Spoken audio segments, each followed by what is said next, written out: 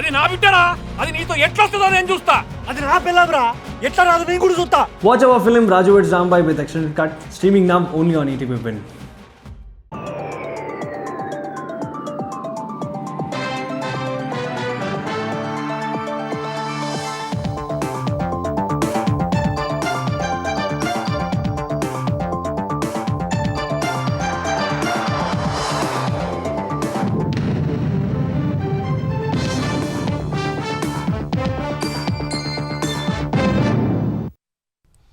నమస్కారం, ఈటీవీ న్యూస్కు స్వాగతం. ముందుగా ముఖ్యాంశాలు.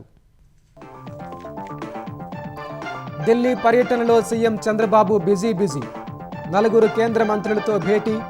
ఏపీకి రావలసిన కేంద్ర నిధుల తక్షణ విడుదలకు విజ్ఞప్తి. పోలవరం పెండింగ్ అనుమతుల మంజూరుపై వినతి. నల్లమల సాగర్ ప్రాజెక్టుకు చేయూతకు విజ్ఞప్తి. ఫిషింగ్ హార్బర్లకు నిధుల కోసం అభ్యర్థన. తిరుమల పరకామణి కానుకల లెక్కింపులో సంస్కరణలకు హైకోర్టు ఆదేశం.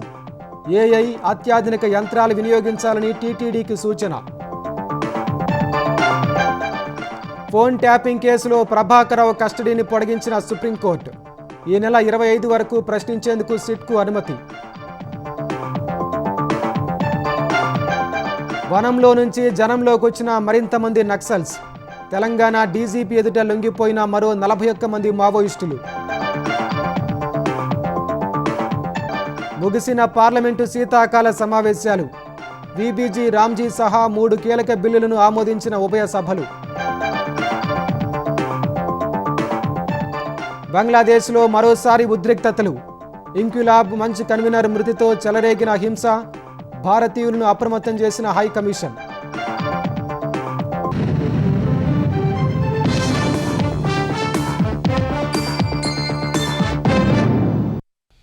ఆంధ్రప్రదేశ్ విభజన హామీల మేరకు ఆమోదం పొందిన సాగునీటి ప్రాజెక్టులకు వెంటనే ఆర్థిక సాయం అందించాలని ముఖ్యమంత్రి చంద్రబాబు కేంద్రాన్ని కోరారు. పోలవరం ప్రాజెక్టుకు పెండింగ్ ఉన్న అనుమతులు మంజూరు చేయాలని విజ్ఞప్తి చేశారు. జాతీయ జల్ జీవన్ మిషన్లో భాగంగా ఏపీకి అదనంగా 1000 కోట్ల రూపాయలు మంజూరు చేయాలని కోరారు. కరువు పీడిత ప్రాంతాల్లో సాగునీటి అవసరాల కోసం చేపట్టే పోలవరం నల్లమల సాగర్ ప్రాజెక్టుకు చేయూత అందించాలన్నారు.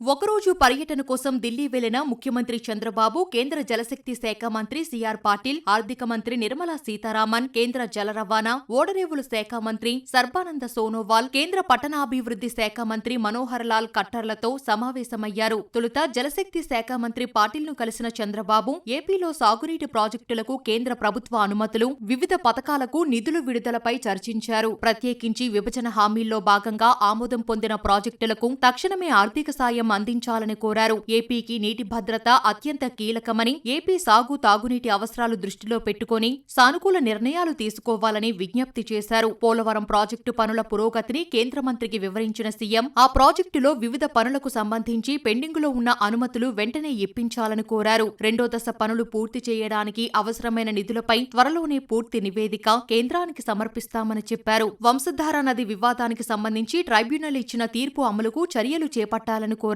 శ్రీకాకుళం జిల్లాలోని కరువు ప్రాంతాల నీటి అవసరాలు తీర్చే నేరడి బ్యారేజీకి వెంటనే అనుమతులు మంజూరు చేయాలన్నారు. ఆల్మట్టి డ్యాం ఎత్తు పెంచేందుకు కర్ణాటక ప్రభుత్వం చేపట్టిన చర్యలను నిలువరించాలని కోరారు. ఆల్మట్టి ఎత్తు పెంపుపై వివాదం సుప్రీంకోర్టులో ఉన్నందున ఈ ప్రాజెక్టుపై కర్ణాటక ముందుకు వెళ్లకుండా నిలువరించాలని చంద్రబాబు కేంద్ర మంత్రి పాటిల్ ను కోరారు. 2025-26 ఆర్థిక సంవత్సరానికి జలజీవన్ మిషన్ అమల్లో భాగంగా రాష్ట్ర ప్రభుత్వ వాటా కింద 524.41 కోట్ల రూపాయలు ఖర్చు చేశామని, ఇందుకు సంబంధించి కేంద్ర వాటా నిధులు విడుదల చేయాలని సీఎం కోరారు. ఇదే సమయంలో జలజీవన్ మిషన్ కింద ఏపీకి అదనంగా 1000 కోట్లు కేటాయించాలని విజ్ఞప్తి చేశారు. ప్రధానమంత్రి కృషి సించాయి యోజన కింద చెరువులు, కాలవల పునరుద్ధరణకు ప్రతిపాదనలు సిద్ధం చేసినట్లు కేంద్ర మంత్రికి తెలిపిన చంద్రబాబు ఈ పథకానికి సంబంధించి కేంద్రం వాటా నిధులు వెంటనే విడుదల చేస్తే గ్రామీణ ప్రాంతాల్లో సాగునీటి సామర్థ్యం గణనీయంగా పెంచే అవకాశం ఉంటుందని తెలిపారు. అనంతరం ఆర్థిక మంత్రి నిర్మలా సీతారామన్ ను కలిసిన చంద్రబాబు పూర్వోదయ పూర్వోదయ,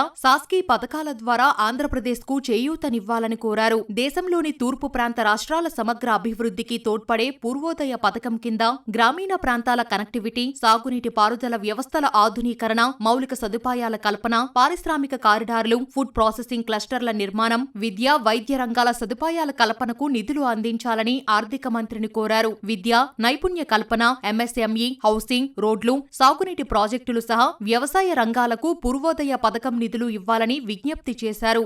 సాస్కీ కింద విశాఖలో యూనిటీ మాల్ నిర్మాణం, అఖండ గోదావరి కింద చేపట్టిన హావ్లాక్ బ్రిడ్జ్ పునర్నిర్మాణం పనులు, గండికోట పర్యాటక ప్రాజెక్టు సహా ఏపీలో 3 వర్కింగ్ విమెన్ హాస్టళ్ల నిర్మాణానికి నిధులు ఇవ్వాలని చంద్రబాబు కేంద్ర మంత్రి నిర్మలా సీతారామన్ కు విజ్ఞప్తి చేశారు. 2025-26 ఆర్థిక సంవత్సరంలో సాస్కీ కింద ఏపీకి 10,054 కోట్ల రూపాయలు మంజూరు చేయాలని కోరారు. రాయలసీమకు హార్టికల్చర్ డెవలప్మెంట్ ప్యాకేజీ కోసం వినతి పత్రం సమర్పించారు. ప్రకాశం జిల్లా సహా రాయలసీమ జిల్లాల్లో విస్తరించిన 93 ఉద్యానవన క్లస్టర్ల ద్వారా ప్రత్యక్షంగా, పరోక్షంగా 33.7 లక్షల మంది రైతులకు ప్రయోజనం అందిస్తాయని, ఇందుకు వచ్చే 3 ఏళ్లలో 41,000 కోట్ల రూపాయల ఆర్థిక సాయం అందించాలని కోరారు. 2026-27 కేంద్ర బడ్జెట్లో రాయలసీమ హార్టికల్చర్ డెవలప్మెంట్ ప్యాకేజీ ప్రకటించాలని విన్నవించారు. ఏపీలోని కరువు పీడిత ప్రాంతాలకు గోదావరి వరద జలాలను తరలించేందుకు ఉద్దేశించిన పోలవరం నల్లమల్ల సాగర్ లింక్ ప్రాజెక్టుకు ఆర్థిక సాయం చేయాలని కోరారు. 2026-27 కేంద్ర బడ్జెట్లో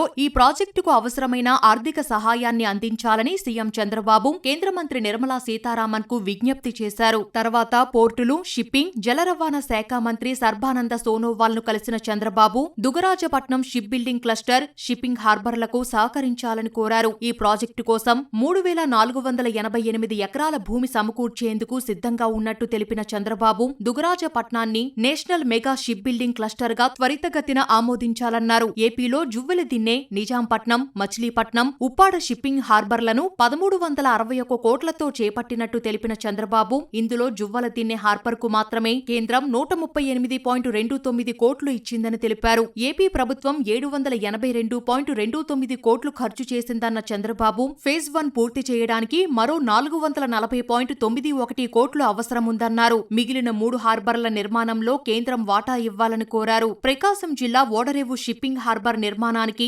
సాగరమాల పథకం కింద 150 కోట్లు ఇవ్వాలని కోరారు. అనంతరం పార్లమెంటు నూతన భవనంలోని తెలుగుదేశం పార్లమెంటరీ పార్టీ కార్యాలయానికి వెళ్లిన చంద్రబాబు పలు అంశాలపై కూటమి ఎంపీలకు దిశానిర్దేశం చేశారు. దాదాపు 40 నిమిషాలు ఎంపీలతో మాట్లాడిన చంద్రబాబు ఏపీలో చేపడుతున్న సంక్షేమ పథకాల విషయంలో మాజీ సీఎం జగన్కి ఎదురుదెబ్బలే తగులుతున్నాయని తెలిపారు. ప్రైవేట్, పబ్లిక్ భాగస్వామ్యంలో నిర్మిస్తున్న వైద్య కళాశాలలపై యాగి చేద్దామన్న వైసీపీ ప్రయత్నాన్ని సమర్థంగా అడ్డుకున్నట్టు చంద్రబాబు వివరించారు. ఈ అంశంపై కోటి సంతకాల పేరుతో డ్రామా చేయాలని చూసినప్పటికీ అది ఫలించలేదన్నారు. మెడికల్ కాలేజీల నిర్మాణానికి అనుసరిస్తున్న పీపీపీ విధానంపై ఢిల్లీ స్థాయిలో అధ్యయనం చేయాలని ఎంపీలకు సూచించారు.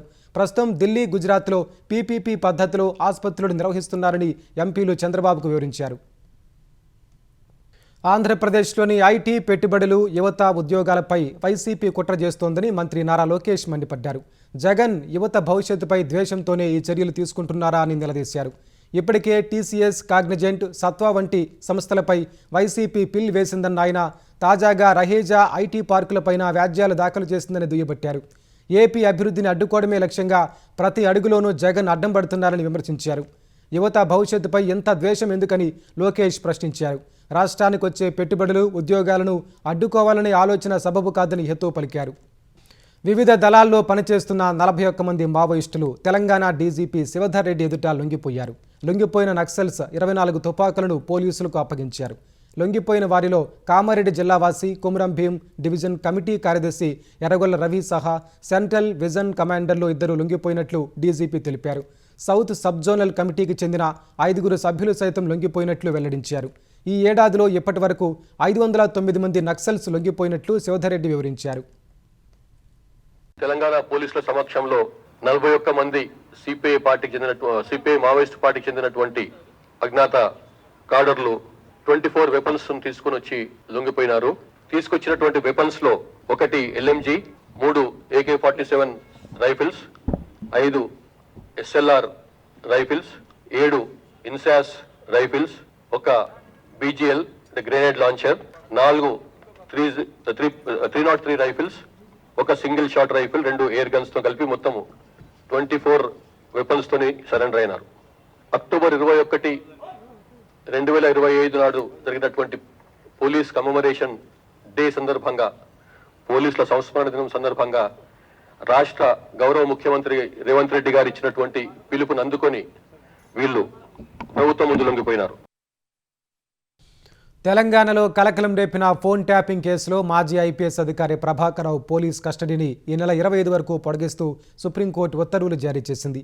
ఈ కేసులో ప్రభాకర్ రావు కస్టోడియల్ దర్యాప్తును అనుమతిస్తూ ఉత్తర్వులు ఇచ్చిన సుప్రీంకోర్టు కస్టోడియల్ విచారణ ముగిసిన మరుసటి రోజు నివేదిక సమర్పించాలని ఆదేశించింది.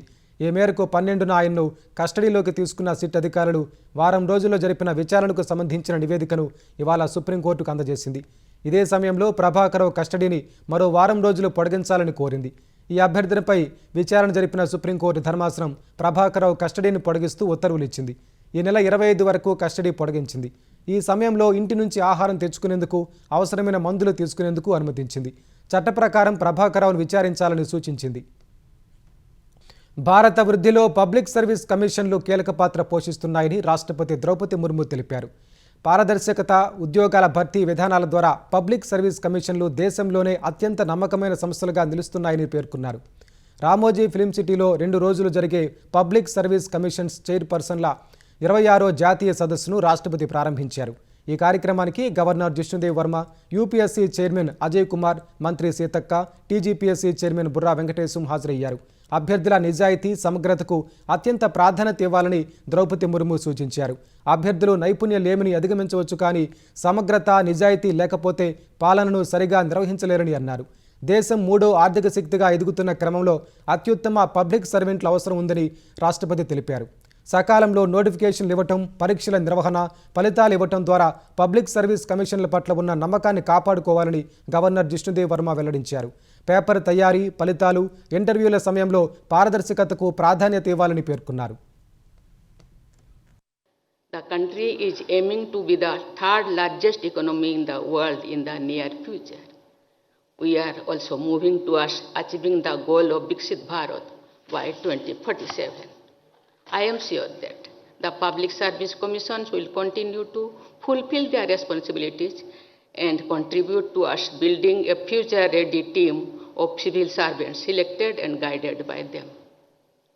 Such civil servants will blend conformity with innovation, stability with creativity, continuity with rapid modernization, and caution with decisiveness. I wish UPSC and all the state public service commissions continued success in their nation-building efforts. Telangana can support this national initiative through analytical frameworks. This conference provides an excellent platform to deliberate on strengthening recruitment systems through calendar discipline, transparency, and impartiality, vital to India's future. I extend my best wishes for the success of this conference and hope its deliberations reinforce time-bound ethical governance. Parliament శీతాకాల సమావేశాలు నిరవధికంగా వాయిదా పడ్డాయి. ఈ సమావేశాల్లో VBG Ramji, బీమా రంగంలోకి 100% విదేశీ పెట్టుబడులను అనుమతించే బిల్లు, పౌర అనురంగంలో ప్రైవేటు భాగస్వామ్యాన్ని అనుమతించే బిల్లులకు ఉభయ సభలు ఆమోదం తెలిపాయి. వందే మాతరం గేయం సహా ఓటరు జాబితా ప్రత్యేక సమగ్ర సవరణపై వాడివేడి చర్చలు జరిగాయి. లోక్సభలో సభ్యులు జాతీయ గీతం ఆలపించిన తర్వాత స్పీకర్ ఓం బిర్లా సభను నిరవధికంగా వాయిదా వేశారు. అటు రాజ్యసభలో ప్రశ్నోత్తరాల తర్వాత రాజ్యసభ చైర్మన్ సిపి రాధాకృష్ణన్ సభను నిరవధికంగా వాయిదా వేశారు. 2 దశాబ్దాలుగా అమల్లో ఉన్న మహాత్మా గాంధీ జాతీయ గ్రామీణ ఉపాధి హామీ పథకాన్ని కేంద్రం ఒక్కరోజులోనే కూల్చివేసిందని లోక్సభ ప్రతిపక్ష నేత రాహుల్ గాంధీ అన్నారు. ఉపాధి హామీ పథకం స్థానంలో కేంద్రం తెచ్చిన విబిజీ రామ్జీ పథకం ఏమాత్రం దానికి సాటిరాదని రాహుల్ పేర్కొన్నారు. సరైన పరిశీలన లేకుండానే కొత్త చట్టానికి పార్లమెంటు ఆమోదం పొందారని ఆరోపించారు. బిల్లును స్టాండింగ్ కమిటీకి పంపాలన్న ప్రతిపక్షాల డిమాండ్ను తిరస్కరించారని నిరసన వ్యక్తం చేశారు. ఢిల్లీ నుంచి నియంత్రించేలా ఈ పథకం మారుతుందని రాహుల్ ఆరోపించారు. బిజీ రామ్జీ పథకం స్వరూపం రాష్ట్రాలకు, గ్రామాలకు వ్యతిరేకంగా ఉందంటూ సామాజిక మాధ్యమం ఎక్స్లో రాహుల్ గాంధీ పోస్టు చేశారు. కోవిడ్ సమయంలో ఉపాధి హామీ పథకం ఏంటనేది దేశం చూసిందన్న రాహుల్ ఆర్థిక వ్యవస్థ మూతబడి జీవనోపాధి కుప్పకూలినప్పుడు కోట్ల మంది ఆకలి తీర్చిందని గుర్తు చేశారు. దళితులు, ఓబీసీలు, ఆదివాసీల పరపతిని బలహీనపరచాలన్న లక్ష్యంతో ప్రధాని నరేంద్ర మోదీ పనిచేస్తున్నారని రాహుల్ ఆరోపించారు. ఉత్తర భారతాన్ని దట్టమైన పొగమంచు కమ్మేసింది. ఢిల్లీ, హర్యానా, పంజాబ్, ఉత్తరప్రదేశ్, బీహార్లో అత్యల్ప ఉష్ణోగ్రతలు నమోదయ్యాయి. పొగమంచు కారణంగా రహదారులపై ప్రమాదాలు జరిగే అవకాశం ఉన్నందున పోలీసులు పలుచోట్ల చెక్పోస్టులు ఏర్పాటు చేసి వాహనదారులను అప్రమత్తం చేస్తున్నారు. ఆగ్రాలోని తాజ్ వ్యూ పాయింట్ వద్ద పొగమంచు కారణంగా తాజ్మహల్ స్పష్టంగా కనపడటం లేదు. ఢిల్లీకి రెడ్ అలర్ట్ జారీ చేసిన వేళ వాతావరణ శాఖ ఉత్తరప్రదేశ్లోని పలు జిల్లాలకు ఆరెంజ్ అలర్ట్ జారీ చేసింది. అటు దట్టమైన పొగమంచు కారణంగా ఢిల్లీలో రైళ్ల రాకపోకలపై ప్రభావం పడుతోంది. దూర ప్రాంతాలకెళ్లే పలు రైళ్లు ఆలస్యంగా నడుస్తుండగా ప్రయాణికులు ఇబ్బందులు పడుతున్నారు. రాజధాని సహా పలు ఎక్స్ప్రెస్ రైళ్లు 2 గంటలకు పైగా ఆలస్యంగా నడుస్తున్నట్టు అధికారులు తెలిపారు. ప్రయాణానికి ముందు రైళ్ల షెడ్యూళ్లను ప్రయాణికులు సరిచూసుకోవాలని సూచించారు. అటు విమానాల రాకపోకలపైన పొగమంచు ప్రభావం చూపిస్తోంది. ఢిల్లీ, పట్నా విమానాశ్రయాల నుంచి కొన్ని విమానాలు ఆలస్యంగా నడుస్తుండగా మరికొన్నింటిని రద్దు చేశారు. ఒక్క ఢిల్లీ విమానాశ్రయం నుంచే 79 విమాన సర్వీసులు రద్దు కాగా 230 సర్వీసులు ఆలస్యంగా నడుస్తున్నాయి. తిరుమల పరకామణిలో కానుకల లెక్కింపు ప్రక్రియ సంస్కరణలపై ఆంధ్రప్రదేశ్ హైకోర్టు తిరుమల తిరుపతి దేవస్థానానికి కీలక ఆదేశాలు జారీ చేసింది. కానుకల లెక్కింపు ప్రక్రియలో మానవ ప్రమేయాన్ని తగ్గించి ఆర్టిఫిషియల్ ఇంటెలిజెన్స్ AI అత్యాధునిక యంత్రాలను వినియోగించాలని సూచించింది. పరకామణిలో దొంగతనాలను అరికట్టేందుకు 2 దశల్లో సంస్కరణలు చేపట్టాలని తెలిపింది. తొలుత తక్షణ సంస్కరణలు, తర్వాత శాశ్వత ప్రణాళికలు రూపొందించాలని హైకోర్టు టీటీడీని ఆదేశించింది. హుండీ సీలింగ్, రవాణా, లెక్కింపు విషయంలో తక్షణం చేపట్టాల్సిన భద్రతా చర్యలపై 2 వారాల్లో నివేదిక సమర్పించాలని తెలిపింది. శాశ్వత సంస్కరణలో భాగంగా కానుకల వర్గీకరణ, విదేశీ కరెన్సీని గుర్తింపునకు AIని ఉపయోగించడం, విలువైన లోహాలు వేరు చేసే అత్యాధునిక వ్యవస్థను ఏర్పాటు చేయాలని సూచించింది. శాశ్వత సంస్కరణలపై 8 వారాల్లో ముసాయిదా రూపొందించి సమర్పించాలని ఆదేశాలు జారీ చేసింది. తదుపరి విచారణ వాయిదా వేసింది. ఆంధ్రప్రదేశ్లో పెట్టుబడులు పెట్టేందుకు భైరవ్ రోబోటిక్స్ సంస్థ ముందుకొచ్చింది. సచివాలయంలో మంత్రి బీసీ జనార్దన్ రెడ్డిని సంస్థ MD రామకృష్ణ కొమ్మూరి కలిశారు. ఏపీలో పెట్టుబడులు పెట్టేందుకు ఆసక్తిగా ఉన్నట్లు రామకృష్ణ తెలిపారు. పరిశ్రమల అభివృద్ధి, ఉపాధి అవకాశాల సృష్టిలో రోబోటిక్స్ రంగం కీలకమని మంత్రి జనార్దన్ వెల్లడించారు. పెట్టుబడులు పెట్టేందుకు ముందుకొచ్చే సంస్థలకు ప్రభుత్వం తరపున పూర్తి సహకారం అందిస్తామని మంత్రి హామీ ఇచ్చారు. శ్రీ సత్యసాయి జిల్లా గాన్లపేంట మండలం రెడ్డివారిపల్లికి చెందిన 72 ఏళ్ల వృద్ధురాలు స్క్రబ్ టైఫస్ లక్షణాలతో మృతి చెందింది. జ్వరం, ఆయాసంతో బాధపడుతున్న వృద్ధురాలిని కుటుంబ సభ్యులు ఈ నెల 11న అనంతపురం సర్వజన ఆసుపత్రికి తరలించారు. ఎలీసా పరీక్ష చేయగా స్క్రబ్ టైఫస్గా నిర్ధారణ అయినట్లు వైద్యులు తెలిపారు. అక్యూట్ మెడికల్ కేర్లో ఉంచి ఆమెకు చికిత్స అందిస్తుండగా పరిస్థితి విషమించి మృతి చెందినట్లు సూపరింటెండెంట్ మల్లేశ్వరి తెలిపారు. కృష్ణా జిల్లా గుడివాడలో వైసీపీ నేత కొడాలి నాని అనుచరుడు కోనసాని వినోద్ను పోలీసులు అరెస్టు చేశారు. ఆన్లైన్లో క్రికెట్ బెట్టింగ్ ఆడుతుండగా గుడివాడ 1 టౌన్ పోలీసులు వినోద్ను పట్టుకున్నారు. వినోద్ నుంచి 50,000 రూపాయల నగదు, సెల్ ఫోన్ స్వాధీనం చేసుకున్నారు. వినోద్ వైసీపీ హయాంలో అడ్డు అదుపు లేకుండా పేకాట శిబిరాలు నిర్వహించారు.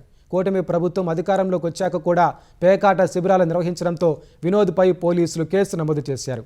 ఎట్టకేలకు క్రికెట్ బెట్టింగ్ ఆడుతూ పోలీసులకు చిక్కాడు. పేద విద్యార్థిని PG వైద్య విద్య రుణం కోసం బ్యాంకులో తన స్వగృహాన్ని మాజీ మంత్రి హరీష్ రావు తనఖా పెట్టారు. మమత అనే అమ్మాయికి PGలో సీటు వచ్చిన ట్యూషన్ ఫీజులకు ఏటా 7.50 లక్షలు చెల్లించాలని కళాశాల యాజమాన్యం పేర్కొంది. మమత తండ్రి రామచంద్రం బ్యాంకు రుణం కోసం వెళ్లగా ఏదైనా ఆస్తిని తనఖా పెడితేనే రుణం మంజూరు చేస్తామని బ్యాంకర్స్ తెలిపారు.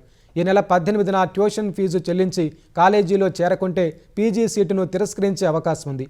ఈ విషయాన్ని రామచంద్రం హరీష్ రావు దృష్టికి తీసుకెళ్లారు. క్షణం ఆలస్యం చేయకుండా హరీష్ రావు సిద్దిపేటలోని తన ఇంటిని బ్యాంకులో తనఖా పెట్టి మమతకు 20 లక్షల విద్యారుణం మంజూరు చేయించారు. హాస్టల్ ఫీజు ₹1,00,000 సైతం హరీష్ రావు ఇచ్చారు. మనుగూరు PKOC2 ప్రైవేటీకరణను ఆపేయాలని తెలంగాణ జాగృతి అధ్యక్షురాలు కవిత డిమాండ్ చేశారు. PKOC2ను ప్రైవేటీకరిస్తే మనుగూరు మనుగడ ప్రశ్నార్థకంగా మారుతుందని ఆందోళన వ్యక్తం చేశారు. జనం బాటా కార్యక్రమంలో భాగంగా భద్రాద్రి కొత్తగూడెం జిల్లా మనుగూరు సింగరేణి ఓసీలో కవిత 2వ రోజు పర్యటించారు. తెలంగాణ తల్లి విగ్రహానికి పూలమాలలు వేసి నివాళులర్పించిన కవిత HMS యూనియన్ గేట్ మీట్లో పాల్గొని కార్మికుల సమస్యలను తెలుసుకున్నారు. మనుగూరు PKOC2 ప్రైవేటీకరణకు కేంద్రం టెండర్లు పిలుస్తుందన్న కవిత దీన్ని వెంటనే విరమించుకోవాలని డిమాండ్ చేశారు. ఓసీ విస్తరణ బాధ్యతలు సింగరేణికి ఇవ్వాలని విజ్ఞప్తి చేశారు. లేదంటే కార్మికుల పక్షాన HMSతో కలిసి చేస్తామని హెచ్చరించారు. తర్వాత సింగరేణి నివాసిత గ్రామం గొత్తికోయిలు నివసించే పెద్దపల్లిలో పర్యటించిన కవిత వారి మౌలిక సదుపాయాల కల్పన కృషి చేస్తామని హామీ ఇచ్చారు.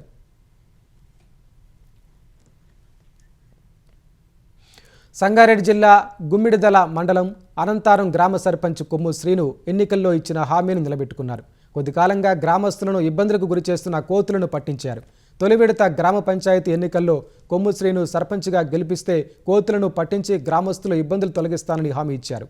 ఎన్నికల్లో గ్రామస్తులు కొమ్ము శ్రీనును గెలిపించగా హామీ మేరకు గ్రామంలో కోతులను పట్టించారు.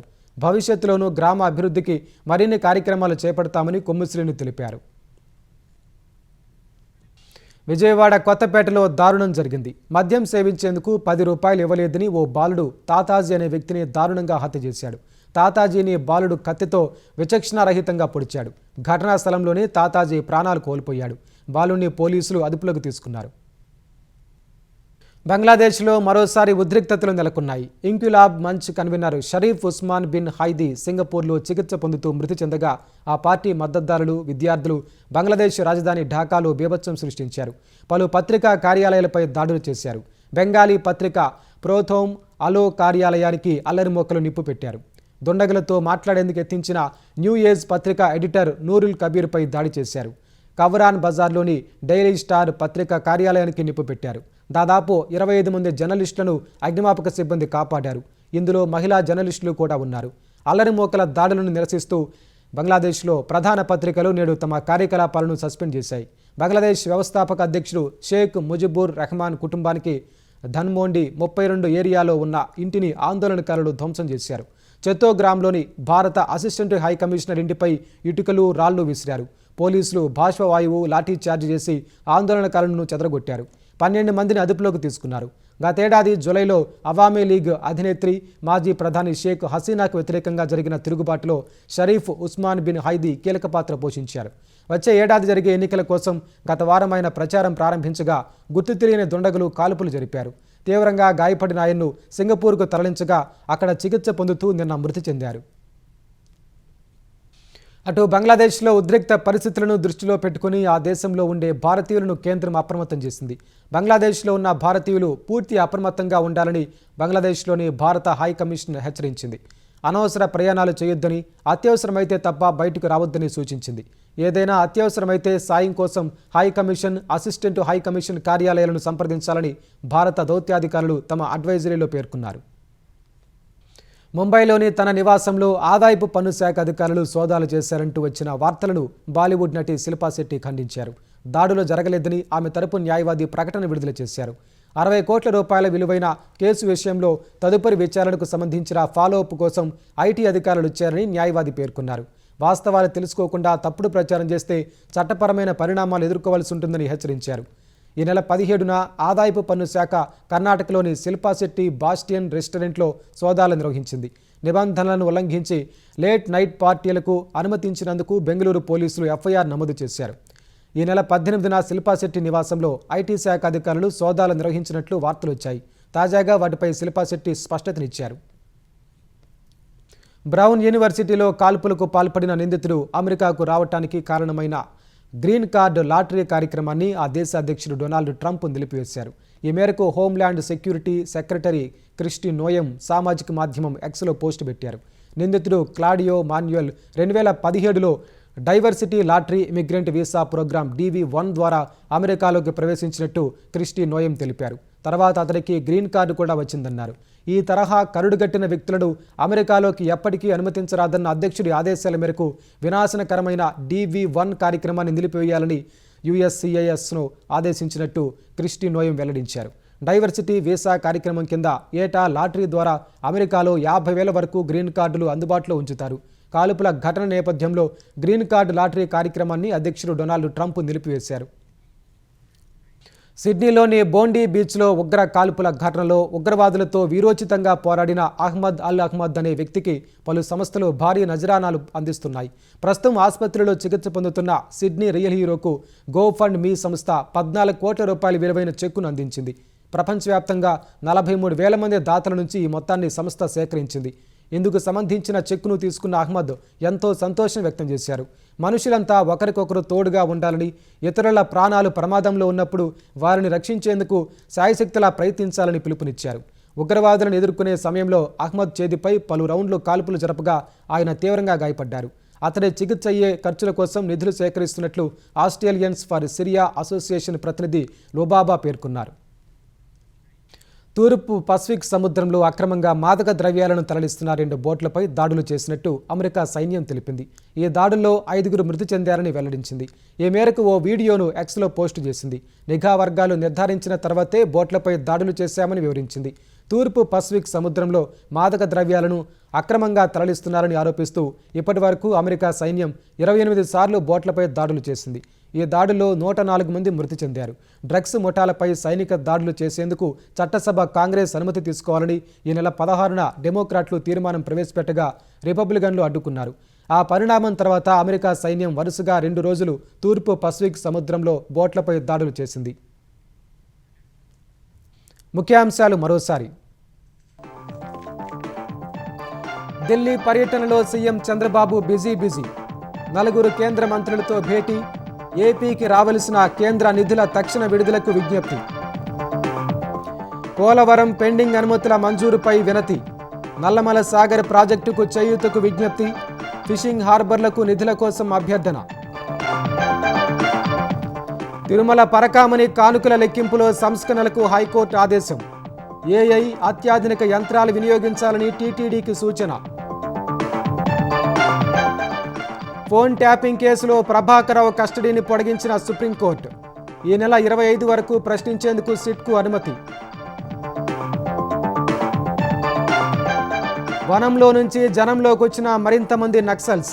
తెలంగాణ డీజీపీ ఎదుట లొంగిపోయిన మరో 41 మంది మావోయిస్టులు. ముగిసిన పార్లమెంటు శీతాకాల సమావేశాలు. వీబీజీ రామ్జీ సహా 3 కీలక బిల్లులను ఆమోదించిన ఉభయ సభలు. బంగ్లాదేశ్లో మరోసారి ఉద్రిక్తతలు. ఇంక్విలాబ్ మంచ్ కన్వీనర్ మృతితో చెలరేగిన హింస. భారతీయులను అప్రమత్తం చేసిన హైకమిషన్.